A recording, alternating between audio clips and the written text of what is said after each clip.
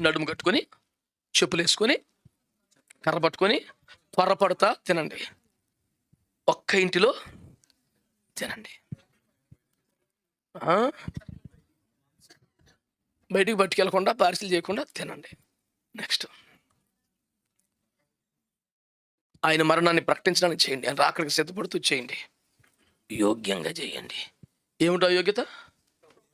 ప్రభు మెచ్చుకునే క్వాలిటీ. నిన్ను ప్రభు మెచ్చుకునే క్వాలిటీ ఏదో ఒక్కటి చెప్పు. నువ్వు దర్జాగా తీసుకో. ఇదిగోండి, ఈ క్వాలిటీని బట్టి, ఈ లక్షణాలను బట్టి, పద్ధతిని బట్టి, పనిని బట్టి దేవుడు నన్ను మెచ్చుకుంటాడు. చదివేసుకోండి సింపుల్గా. భలా అని ఏ సందర్భంలో అన్నాడు? శభాష్ అని ఏ సందర్భం అన్నాడు?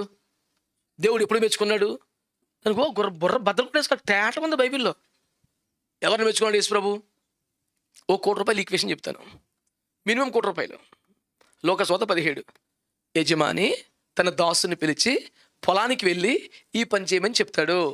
చేసిన